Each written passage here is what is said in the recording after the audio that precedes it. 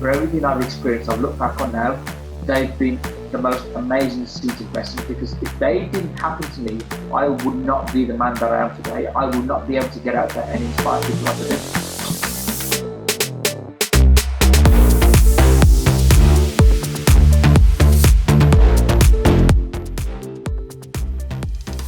Welcome to Bigger Than Hustle podcast, where I bring you real conversations with entrepreneurs on how they live their lives outside their business. We deep dive into the energies, the motivations, the habits, the disciplines, and the mindsets that made them successful in their life that leads to success in their business. Now today, we're talking confidence. We're talking motivational speaking, we're talking author, and we're talking martial arts. Yes, I know we're not talking to 4 people, we're talking to 1 person, and he's here with me today. So there's a huge amount to get through within the next hour. So without further ado, I'd just like to introduce Satwinder. Hi, Satwinder. Hi, how you doing, Bhavik? Yeah, not bad. How are you? Fantastic. Absolutely ready to rock. Good. So thank you for coming on and sharing your insights today. I'm going to hand over the mic to you now. If you can give a little introduction to yourself, and then we can take the conversation from there. Fantastic. So my name is Satwinder. I like to be called Sat for short. I am an author. I'm a Amazon best-selling author of this book, Unleash Your Inner Power. I'm also a confidence coach in the making. I'm just waiting to get the qualifications and I'll be out there. But I'm a social media influencer where I always put on a lot of positivity about what I've been through in my life and how I've changed it. I'm a motivational speaker. I love to get out there and influence people to go from a journey, to be able to pick themselves up, to go from a journey of personal trauma to personal triumph. And the message I send out is always be bigger than any big that is thrown at you. You can have so many curveballs thrown at you in life, but you can also catch those curveballs and throw them 10 times harder. That's where you've got to believe in the power of you. I'm also a martial arts. I've been a martial artist for 30 years. I've got a black belt in karate, I've got a black belt in jiu-jitsu, and I am currently starting to learn stunt martial arts. So I'm taking it to another level. Perfect. So lots to dig into there now. So what we're going to start with, I think will be quite a good point to start, is where did the energy to share your story come from? So I know you've been through quite a traumatic time. So if you can go a little bit into that, so that it sort of springboards the story of what we talk about after that, and where you were and where you've got to now.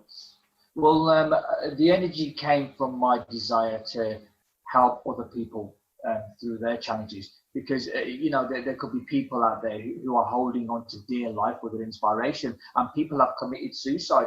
Celebrities have committed suicide because they've not had that person to reach out to them. Caroline Brack, Chester Bennington, for example, Robin Williams, all went through depression. And for me, I believe that when you're able to give inspiration, you can actually save lives. What I've been through is I lost my marriage 6 years ago to another woman. So I was actually shocked to find out that my then wife was actually in love with another woman, and obviously in our culture, as you would know, that would be seen as a very shocking thing. But when I came to terms with that, I accepted it, and we looked at how we could move on. And then we agreed to sort of stick it out to, so I could actually manage a house by myself. 6 months later, I was very, very happy to be taking the kids to the air show. I got up one day and it turned to a complete horror show when I found that all the cupboards and drawers were absolutely emptied out, and letters was left on the table to say that, I've left you. So within a split second, my life had turned from a family man to a guy who was just waking up alone in a dungeon. I was in a lot of debt, and on top of that, I had to saddle the burden of the household. But against all the odds, even when people were telling me, no, you can't, you've got to do this, you've got to do that, I said, no, I'm sticking by my guns and I'm going to do exactly what I want to do. I've been in the huge debt, nearly cost me a house. It nearly caused my house to be repossessed. Again, against all the odds, and even when people were telling me you're mad to stay in there in the situation that you're in.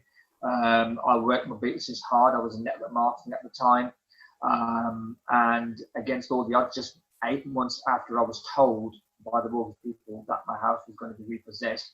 I'd cleared my debts, I'd cleared my mortgage, and I'd spent a lot of money on my kids for that Christmas. So it was the most amazing comeback. I've been through relationships that have put me into personal trauma and depression. I've been into near suicidal depression. I've had thoughts of killing myself, but I got myself out of that without needing to see a doctor. And I've been very, very creative, because that's what life is all about. You find the power within yourself and you create yourself. I've lost my best friend. I've gone out there and touched strangers, just people who are there who needed a lift. I've just gone out of my comfort zone, and I've gone out there and I've helped them, and they found themselves inspired. So as you can see, I've been through a lot, but for me, the whole message there is, it's not what happens to you, it's how you respond to what happens to you. One of the biggest things for me is that I was a yes citizen in a no society. Now, something that you just spoke about right now, where traumas shaped you to the person you are today. There are so many lessons the universe threw to you for you to deal with and manage. Like you said, there would have been two options. One option would have been to say, actually, I can't deal with this and I want out, and that's where life ends in this form. Or you say, I am rock bottom, but I'm looking up, and if I can look up, I can stand up. And you draw upon the energy that we as human beings learn to adapt and adapt again, and find a way to get ourselves out and move on. And I've shared my story many of time, being in a similar situation and being in this situation now. It was a process of recreating myself to the version you see today. Now, what was your why at that time? Why did you want to then make the choice where giving up was not an option? Well, life, you only have one life, and I didn't want to be the person that died in his deathbed, or was dying in his deathbed and looking back and saying, I wish I did. When you live that one life, you've got to live every single moment like it is your last. And my reason why, number one, my kids, because my kids are going to go through their own difficulties when they get older. I've got a 14-year-old son, my daughter's nearly 11. And when they go through hardships, they're going to need somebody to look up to. They're going to need somebody to lean on. And I want to be that role model for them. I want them to say, Daddy went through this, I'm going through the same. If he can do it, so can I. But another big reason was really shutting up the naysayers, because what it's like. A lot of people can come up with their negative opinions, and they can tell you that, no, you shouldn't do that. I don't think you should do that. I think you're going to be daft if you do this. And when you make choices in your life, we speak about choices because our life, the backbone of what we do in life is based on the choices that we make. And sometimes when we make a choice, people are going to step up and think that the choices that you make are absolutely ridiculous, and that you're crazy and that you'll never do it. When I started martial arts, I was bullied badly in school. I've actually got inverted toes. Okay. So when I started hopping, I could barely, hop. It was really, really painful. And people were saying to me, you will not progress. People were saying to me, you'll never do it. So to be able to work around that and to have 2 black belts in martial arts is basically, that was my purpose, to show them that actually, yes, I can do it. And then when you achieve it and you revisit the same people that said no, then they haven't got anything to say. So that was my biggest reason why. Number one, my kids, and number two, the fact that I wanted to throw it back at the naysayers' face. And that's a very big thing, that is. And like you said about making choices. So life is all about making choices, isn't it? We're making conscious choices every day, whether that be small choices or big choices or life-changing choices. Make those choices. Now, if we want to improve the quality of our choices, we have to improve the quality of the information that we use to make those choices. And therefore, if we want to improve the information, if we improve the information, we improve the choices and we improve the outcomes, right? So improving the outcomes means that our life improves because of the choices we make based on the information we had. So if you want a better life, improve the quality of your information, which improves the quality of your choices, which improves the quality of your life, right? And that's where I know for me, I fell down a lot, whereas the quality of the information, so the people around me, the things I was reading, the things I was listening to, all those things, the quality was not that great. There was a lot of self-interest and there was a lot of things where it didn't serve me. And I didn't realize, and I was basing my decisions on those things. And therefore the outcome of my life was really not in a good place. Yeah. And when that changed, in terms of I started changing the people around me, I tried changing the listening of certain things, started listening to the right things, started cutting out the news and all these fear-based things. Everything improved. All my perspective, my whole world changed because of the quality of what was coming in. The information was coming in, was being output in a completely different way. Now, when you get on a stage to talk, so you said you're a motivational speaker and you do confidence coaching, right? Now, just before we started this, we were saying people's biggest fear, even after death, is public speaking, getting up in front of, even doing something like this, being in a public arena and just speaking. Now, first of all, I've always found that quite an interesting fact where people fear public speaking over death.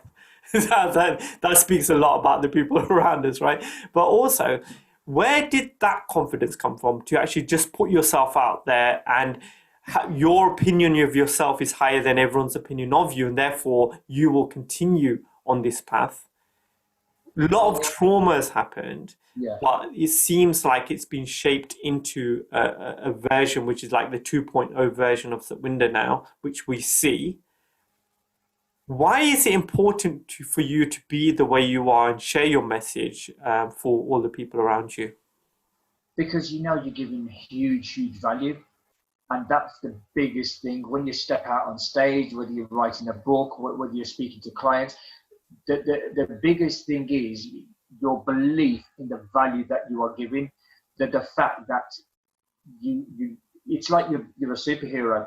And that is my ethos. My full cover summarizes it. I'm a superhero. I got lightning, and it's like the Superman films. The civilians need their hero, and in the same way, my audience needs their hero, and I am their hero. I am the person that is going to lift them up. So when that purpose was strong in my head, yes, the nerves are always there, particularly when speaking, and it's always nerve-wracking when you're speaking. But for me, it's how you see those nerves. I used to see it as, oh my God, I'm going to get broad, people are going to scrutinize me. But for me, it's important to change your perspective round. So I changed that to, these are nerves of excitement, because I know that I'm going to be giving something amazing that's the people who really need it. And the feeling, you don't know how great that feeling is until you get out on that stage and do it.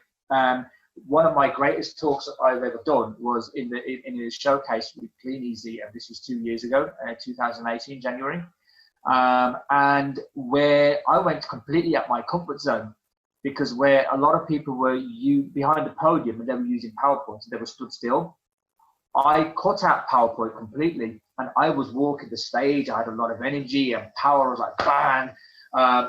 Because people needed to see me. I didn't want them to look at the PowerPoint. I wanted them to see me. And that's because I know I had something special to give them. And that really motivated me on to be able to speak time in, time out, just knowing, and the excitement that I was going to meet so many people and give them something that was going to change their life for the good, something which was going to make them happier, something that they can turn and say, do you know what, I'm really glad that I saw that. That for me is the greatest thing. When you change even one person's life, that's the most uplifting thing ever. It's so true. It's so true. I fully agree with what you said there. Now, something I noticed on the cover of your book, is that from a game? The actual concept of electrolytes, because it reminds me of a game, but I can't remember which one. Okay, so this is going to be weird. This is where the child comes out of me. But you've heard of the game Mortal Kombat? Yeah. Okay. Raiden, is it?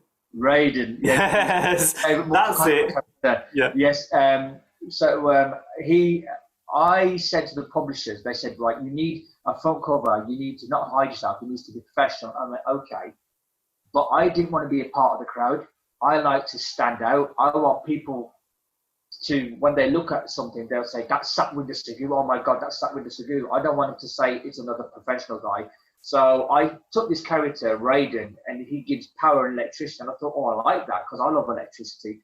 So when you look at that, I mean, when you look at that front cover, what's the first vibe that you get? Well, that's what I got straight away in terms of seeing the blue electricity and seeing what's around you. I thought of the game, and I thought of it's power. I can't remember it. Yeah. I'm giving power to people. Yeah. I'm giving them the power to make the right choices. I'm giving them the power to be able to get up when it feels so hard, and that's what my book conveys. So yeah, it was a funny type of inspiration. But I said to the publisher, this has to be it, because I had to blend in professionalism with me being me. And as you will know yourself, being authentic is one of the most important things of your own personal brand. You've got to be authentic. You've got to be you, because people need to, when they see you, they need to know that's Satwinder Sagoo. Wow, I love Satwinder Sagoo. And you know, I'll also personalize by the word boom, because I say boom a lot as a sort of power sort of phrase. And when people see that word, straight away they think of Satwinder Sagoo. You know, so lightning, that, and funny enough, on Halloween, this coming Halloween, I dressed up as Scorpion from Mortal Kombat. But people are going to remember little things like that. Little things like that, they're going to remember. They're going to say, that's Satwinder Sagoo. And that's where your brand grows, because people will see you straight away and they'll be impacted by you, and that's your personal brand growing. And I like the concept of gaming, because I found something recently I listened to, and I've tried to incorporate that into some of the decisions I make, because sometimes life can feel heavy, you know, in terms of some decisions or something going on that it feels heavy. And what someone said to me is that, why don't you just gamify your life? And what it means by that is that just treat it like a game. So you're on this level right now, we're playing out, and we make decisions, we make choices, and in a game, those choices will lead to the next level, or they'll just keep you on the same level, or you have to meet a boss to beat the boss, etc. And he goes, why don't you just treat most decisions like that? Because in the end of the day, it is a game. You make a decision, let's see where it goes. It might step you up, might step you back, but you'll be playing at some kind of level. And when it's treated like that, it's not taken as serious. It's not a big deal, because life is not that serious. I know we can sometimes feel that so much is happening, that, oh my God, so much is happening and I can't deal with this. But when we realize that life is meant to be enjoyed, it's meant to be lived, when we're here to be the best versions of ourselves. And when we can take a step back and say, actually laugh at ourselves, I think is one thing. But secondly is say, actually, let me just make a decision, and it's not that serious what actually happens. Let me just do it just because I want to do it. And maybe a door will open, or maybe it won't. And that's fine, whatever happens, right? And some people will like me and some people won't, and that's fine. Some people will agree with me, some people won't, and that's fine. But I know I'm just being the best I can for everyone around me. I'm curious, is that a similar way to the way you would think about certain It's things? exactly the way I think. You actually think exactly like me, you know, because I've always said to people, your life is the game and you're the character. And the choices that you make are, you know, are to determine where you go. Like you said, you know, the choices as to, you know, what you make can either determine whether you stay on the same level and get beat by the boss, or whether you progress.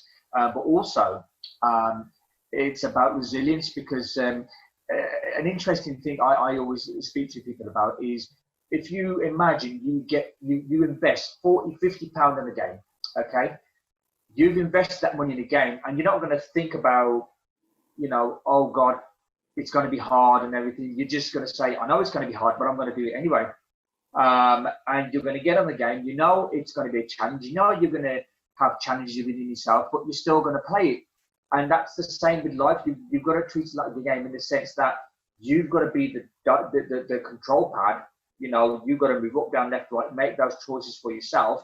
You're going to get knocked down by life. You're going to get knocked down by these little bad bosses. But when you keep getting up, you're always going to keep trying no matter what. And it doesn't matter how many times you fall by the boss, you're always going to go back on the game, and you're always going to keep trying. And it's the same with life. If we can do that in a game, then surely we can do it in our life as well. It builds the resilience within ourselves to say, do you know what? This adversity that I'm struggling with is the big bad boss that I've got to kill. If I can go on a game and eventually kill it, I can do it with life as well. And an interesting concept is I'm a big Call of Duty fan. I love Call of Duty because, not because of the not always because of the shooting, but it's because of the concept of it, the teamwork, the feel the fear and do it, the focus and the brotherhood and the attitude.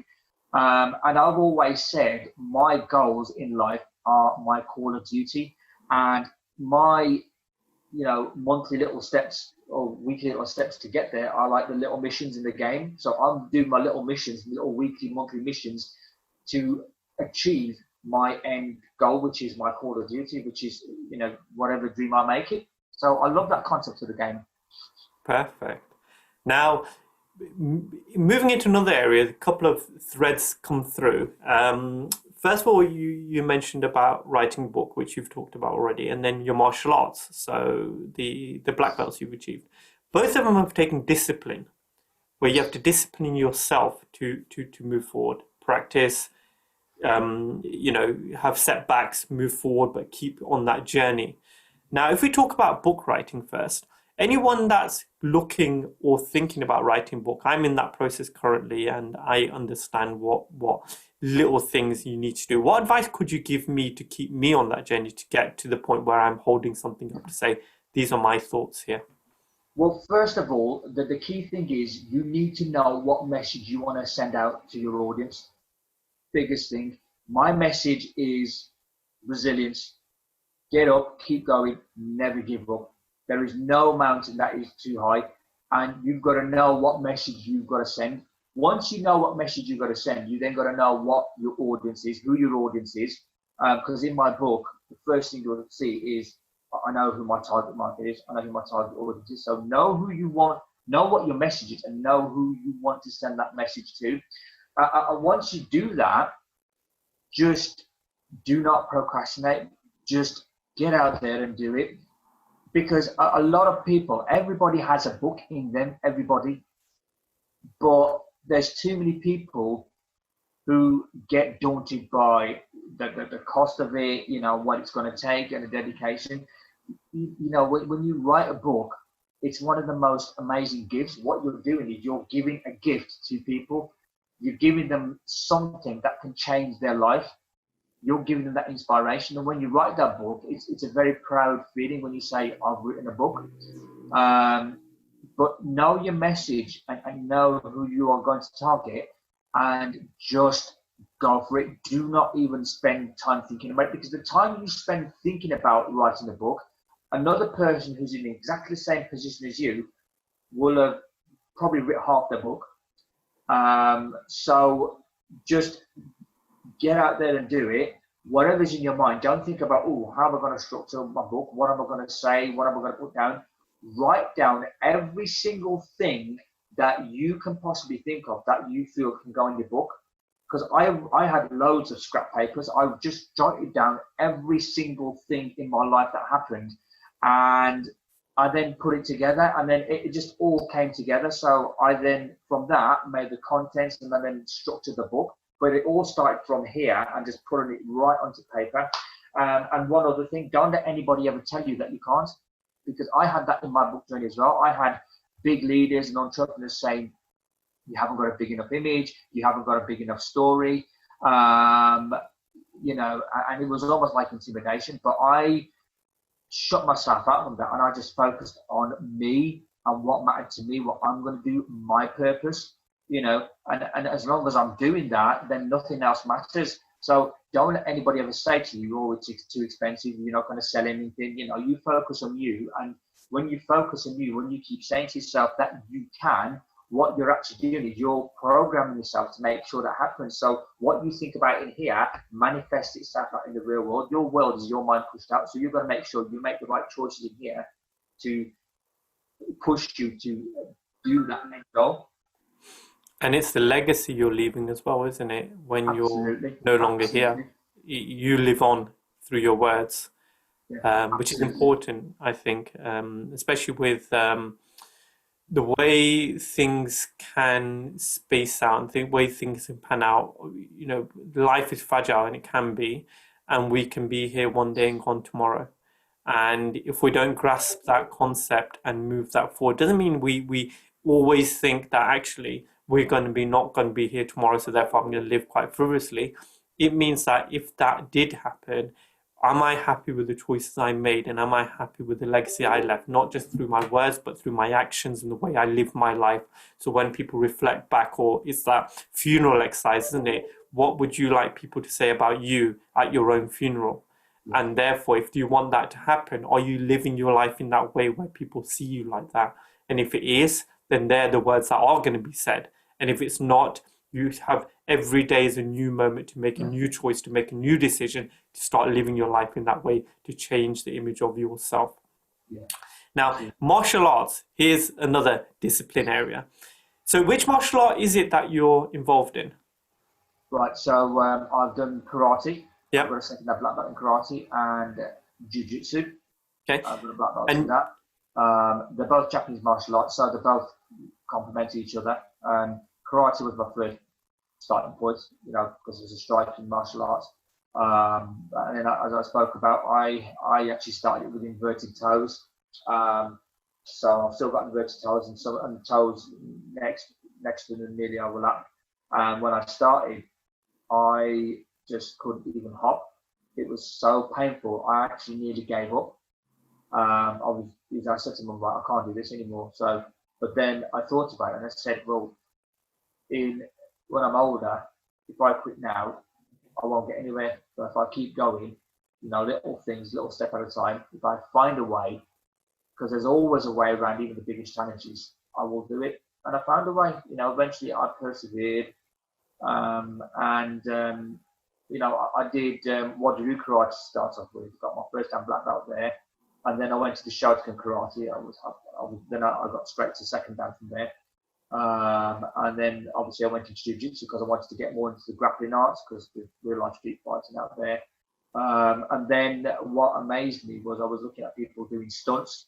It's called extreme martial arts, where people are combining acrobatics and flips with kicks. Now, I'm only at basic level yet, but I'm actually learning to do that, and I'm training with weapons as well.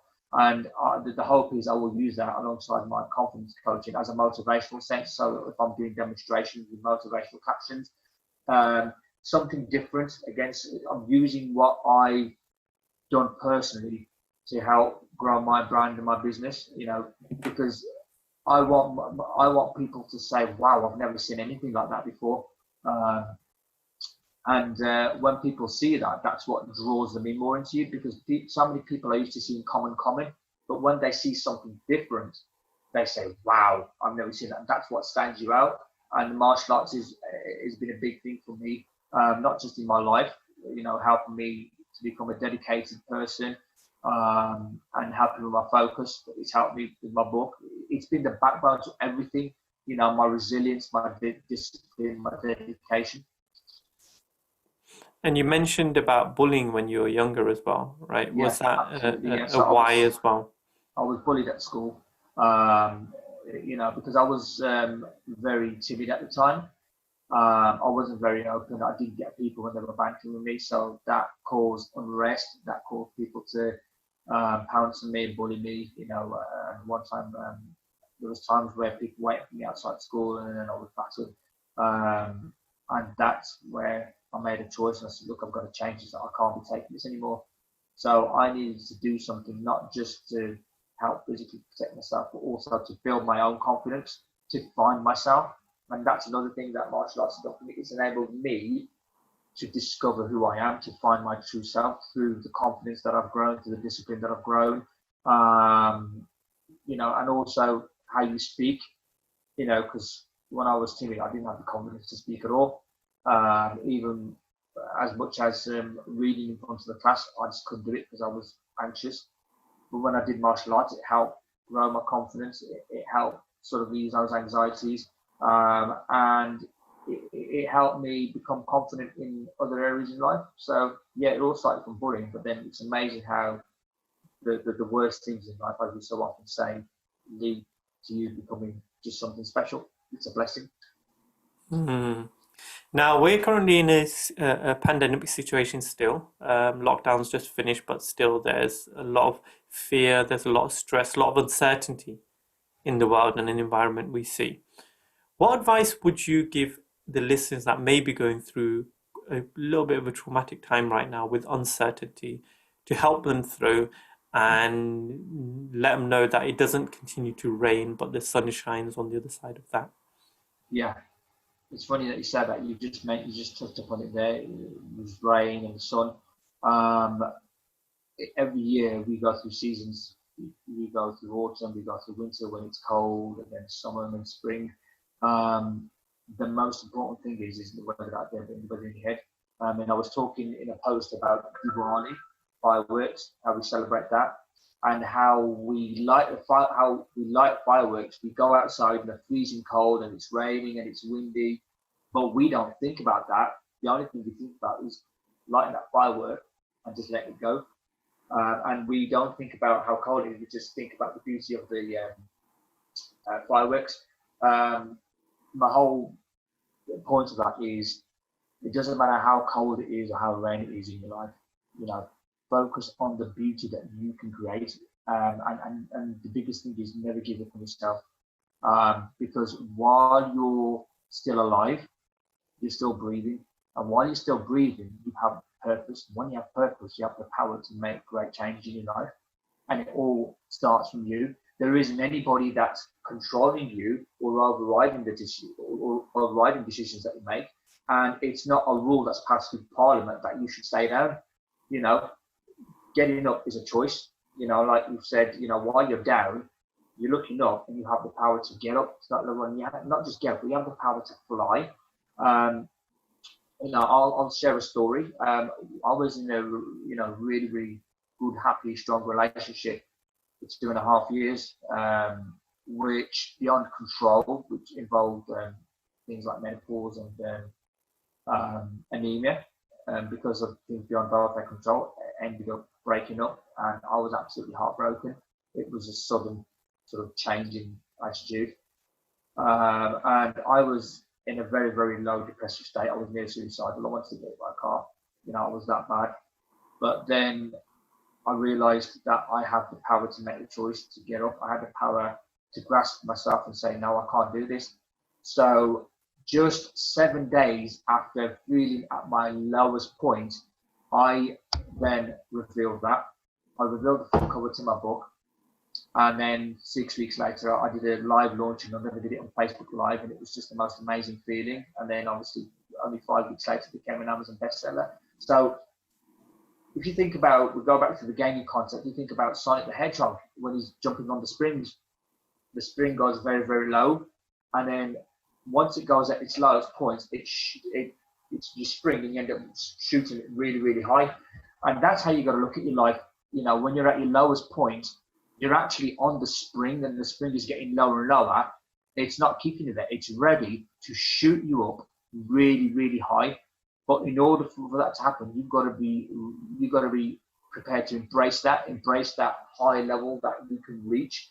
And if you do that, honestly, you'll be amazed at how great things are, because everything in life that I've experienced, everything, and I've had the nastiest adversities, for everything I've experienced, I've looked back on now, they've been the most amazing seeds of blessing, because if they didn't happen to me, I would not be the man that I am today. I would not be able to get out there and inspire people like I do. Okay. Now, you seem to inspire and motivate a lot of people with your words. What inspires you to be the best version of yourself? Just that desire, just the desire and the passion to touch others. you know, when I looked at some of the big celebrities out there and what they were doing and how they were sending message in their own way, I looked at that and I thought, I'd love to do that. You know, when I was a little kid, I was a big Superman fan. You know, I loved watching Superman. And my mum said, "What do you want to be when you grow up?" And I said, "I want to be Superman." And the weird thing is, at school, I was putting my coat around my back and I was flying around the playground like Superman. And they got so attached to that that they actually did a school assembly dedicated to me being Superman and teaching other pupils how to become their own superhero. And it's quite amazing how in real life we can actually be that superhero, and that whole superhero concept really did inspire me to be everyone's superhero. Now, I'm actually, a lot of network entrepreneurs are inspired by motivational speakers, you know, Les Brown, Brian Tracy, Zig Ziglar. I'm actually inspired. My biggest role model is, I don't know whether you watch wrestling. Yeah. My biggest role model is The Undertaker. Okay. Simply because he's a man that, obviously you saw wrestlers enter, they'd be like, okay, they've entered. When you saw The Undertaker come, it was like, wow, what an impact. And it was like an oh my God moment. And it was like, Jesus, I've never seen anything like that. And some of the things that I've done in my life, people have said, I've never seen anyone inspire like that. I've never seen anyone do that. I speak in my book about a time when I was injured. You know, there was a time where I fell, I was off 9 flights, I was at 9 steps, landed awkwardly on my ankle, fell down. I nearly got to hospital, but I got up and I kept going because I was working at the time. I didn't think about how bad it was. I just thought, I've got to get this done. I popped my shoulder over its collarbone, and then the following day I took the strap off, and then the following day I went out for a walk and just carried on like it was normal. I popped my knee out of its socket, you know, I popped it back in, and yeah, it wasn't fused properly, so it was a bit loose, but I still carried on going. And I looked at The Undertaker, he did the same thing. He was very resilient. And I'm not saying to anybody, don't go and see a doctor. No, if anything ever happens to you, you know, and this is a disclaimer, always seek medical advice. But for me, he's inspired resilience. He's inspired the ability to be super different. And he's inspired the ability to just give everyone like, oh my God moments. And that's really what I want to do. I want to give my clients, the people who look at me, the people who follow me, that oh my God moments. I've never seen anything like that. So yeah. Now, if we flip the coin a little bit here, what is anything that you're proud of within yourself that no one knows about? Well, that's a good question, that is. What am I proud of that no one knows about? I'm a very big kid at heart. I'm a very, very, very big kid at heart. A lot of the things that people are doing in an adult way, I'm doing a very childlike way. Halloween recently, for example, I dressed up as Scorpion from Mortal Kombat. That's something that you do at school. It's like, I want to dress up like that. I want to dress up like that. It's, you know, it's something I'll do. Last year, I dressed up as Quan Chi. So again, it was just me being different. So I'm a very big kid at heart. I like, you know, little kid stuff. You know, like I like little kid sweets and all that. Sometimes I even go to my mum and say, you know, I want a Christmas present. You know, I'll feel like a little child. So in a way, people would often say that's a bit weird at your age, but you know, I'm just a big kid. Even today, I feel like I'm 10 years old. I've got an Xbox. I play on my Xbox like a little child. You know, Christmas, when I'm on my own, I will probably get 3 or 4 games. I would probably spend morning till late at night just playing on my Xbox because I love my Xbox like a little child. You know, some of the things I do with my phone, and my phone was one of my biggest, I've got the Undertaker on there now, but my phone was one of my biggest saving graces from depression. And I do what little kids would do. I messed about in it, and I was downloading inspirational clips from films. And I'm a massive Transformers fan. I love Lord of the Rings as well. So I was downloading clips of Optimus Prime saying, "I rise, you fall," or "Honor to the end," or "One shall stand, one shall fall." And I was using those as notification tones. So instead of hearing the standard ring ring, you'd hear Optimus Prime, and you'd hear Galvatron, you would hear a clip from Lord of the Rings, something that would inspire me. But it's what kids do. They play around and then they make their phones kind of special. And they'll look at my phone, it's amazing. And I'm kind of like that as well. So in a way, it's the little kid inside me that's kind of inspired me to be different. So yeah. Now, projecting forward, what kind of experiences would you love to have that you haven't yet in the future? I would definitely love to travel the world and speak, because I don't like it, but to travel the world and speak would be amazing. Because I love reaching out to the audience, but to be able to do that on a worldwide basis, to travel the world and inspire people would be amazing. To go to world book fairs, because Germany has the largest book fair, and to be able to just go there on a flight and just to visit, because I'm not traveled abroad a lot, but to be able to do that business purposes would be absolutely amazing. To be able to sort of go on tours about my book, and what do you think? Even launch my own podcast as well. Will be something I'd absolutely love to do. Life's a journey. Life's about growth. You find opportunities and you grow.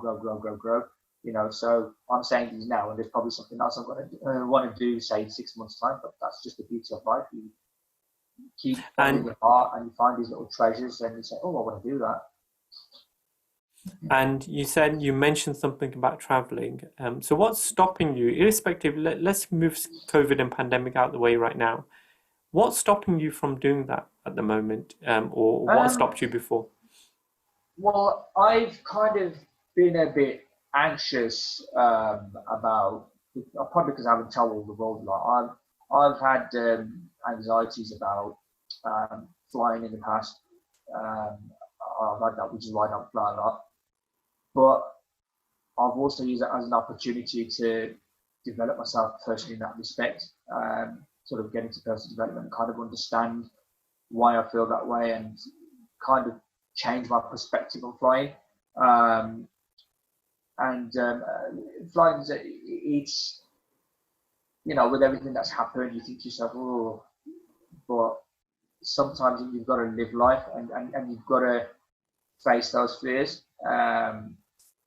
I'd say that's been the one big barrier.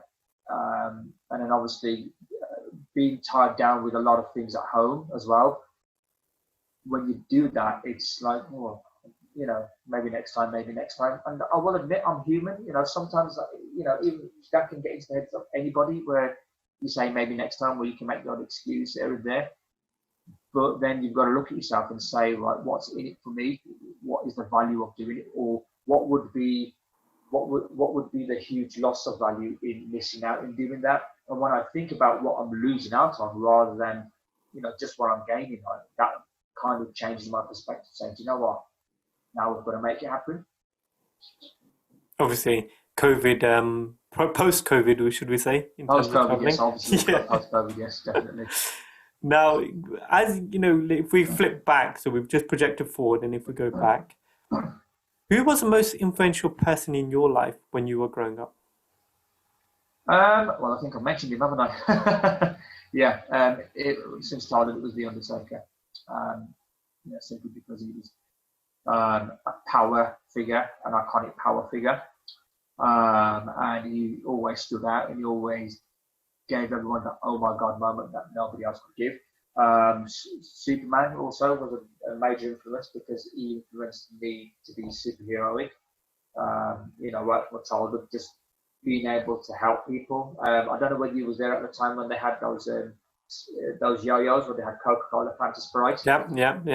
And I was really good. I was really good with them. I was amazing with them. I was tricking with them, and everybody said, "How do you do that? How do you do that?" And it made me feel like a superhero when I was showing them, this is how you do it, and then they were doing it. And then I went on and won the gold spinner, and they went on and won the gold spinner, and the appreciation you get from that. And I suppose that those influences have, in time, influenced me to be the superhero, writing the book, being the motivational speaker, being the superhero for my audience, for our people, to get out there and say, do you know what? You can do this. You really can. I've been through it, and if I can do it, so can you.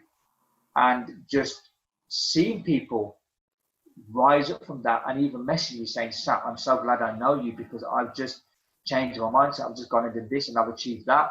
Just hearing that from people makes me feel like Superman or the Undertaker.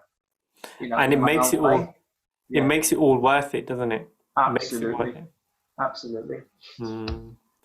Now, at this juncture, Satwinder, I'd just like to thank you. Thank you for coming on and being such an honest and brutally open person. And I think we need to see more people like you in the world. Let's close this veneer off of a perfect life, because there is no such thing. It's all the scars and all the damage, the bruises. That's what creates us as a human being, right? And it's us being open about it and honest, because so many people are going down the same journey and same route. And if we can show by example that even when shit has hit the fan and your life is a complete mess, you can come out the other side and be stronger than ever. And I'm sure it's those adversities that create the version I see in front of me today. So without them, would you be sitting here? That's the question. So therefore, you can only look back and say, I'm so glad that happened, because so many things have happened afterwards. Is that right? Absolutely. Yeah. 100%. 100%. Now, as we head over to the end of the conversation, I'd like to ask you two more questions, and those questions to make the listeners understand a little bit more about you. Now, we're at the end of your life. Now, you're 100 years in the future, and you've done everything you've wanted to do. You've motivated a whole world of people. You've been coaching, and you've been writing many more books, and you've just reached the end of your days where you said, I've had a good life. I've done a good stint, and I feel I've used up all the energy that I had. So therefore, you don't have enough energy to speak, but you have enough energy to write down 3 words. Those 3 words have helped you in your life and resonated with you and helped you on your journey. What would those 3 words be for you? Never give up.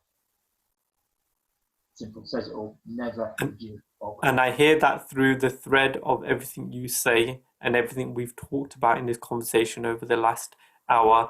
And it does hold deep to who you are as a person. I can see that. And I'm sure there's going to be a lot more adversity and trials that will be in your path. But this will be the key message, or the key rocket that will keep driving you to make sure that you can continue to be an inspiration and a motivation and a guidance to all those that need it at the time they need it, just by you living your life the way you do. So thank you for that. Thank you, William. Secondly, is that this podcast is called Bigger Than the Hustle, and right now you're bigger than the world. So I've got this mic and I've connected you to 7.58 billion people on this planet. They can all hear what you're saying, they're all conscious, and they're all aware, and there's no language barrier. If I gave you this mic for 30 seconds, what would your message be to the world? Right. Always be bigger than everything that is thrown at you, right? And life is going to throw you so many challenges, with New Year coming up. We always say, I'm going to do this, I'm going to do that.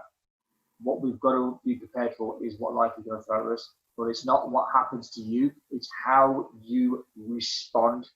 Yeah, and that is where your true power is, how you respond. Life is only 10% what happens to you, but 90% how you respond. So just remember, whatever curveball is thrown at you, life throws at you, grab that curveball and throw it back 10 times harder, because you've got the power to do that. And no matter how low you feel, just remember what you're feeling right now, how low you're feeling right now, is not the beginning of the end. It's the beginning of something special for you. It's the seed of growth that you must harness, take advantage of, and move forward. Because believe you me, you reap what you sow. So whatever you think in life, you can do. You've got to remember, your mind, your world is your mind pushed out. So make sure you program your mind with the right mentality, and your life will be amazing. And I believe everyone needs a Satwinder in their life just to keep you on the path of growth, keep you on the path of motivation, but keep you on the path of knowing that life is here. Sometimes we question, right? We can question, why is this happening? Why is that happening? And I'm thinking, rather than using my energy on that, exactly what you said, use your energy on how can I deal with this? What kind of tools do I need in my tool belt to deal with this issue or problem? And rather than using it as a problem, see it as a puzzle, because a puzzle you can solve. A problem seems to be an issue. A puzzle is some way a brain will say, rather than I'm having a problem, let me solve this puzzle, because there's always a way to solve a puzzle. So at that junction, Satwinder, I'd really like to thank you. Is there anything you'd like to say just before we go? Yeah. If anybody wants to connect with me, I'm Satwinder Sagoo on Facebook page. You'll notice me as the man holding the book with a set of glasses going boom. Also, my website, if anybody wants a copy of my book, which is Unleash Your Inner Power, and you can't obviously see it with the power, as I said, it's on satwindersagoo.com.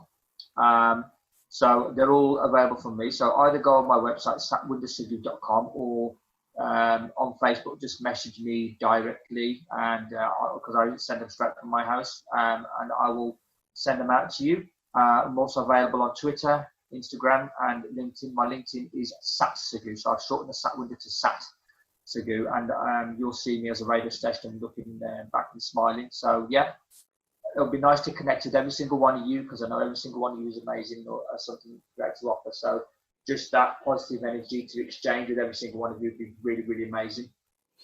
Perfect. And I will be putting all the details on the show notes, so you will be able to see that on the bottom of this after you listen to this. So again, at this juncture, Satwinder, I'd like to really thank you for your authenticity and being the human you are in the world, coming at us the way you do. And I know there's so many more big things set for you. I just don't want you to limit yourself. Don't limit yourself to what you believe is possible. Limit yourself.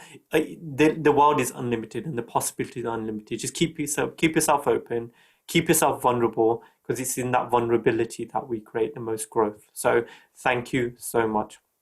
Thank you. Now, just before we go, I'd just like to say this was Bigger Than Hustle podcast, and I'm BhavikPatel, I'm your host. Before we go, I'd just like to share a few thoughts. Big energy leads to big thoughts. Big thoughts lead to big ideas. Big ideas lead to big actions, and big actions lead to a big life. So keep thinking big. Until next week, goodbye.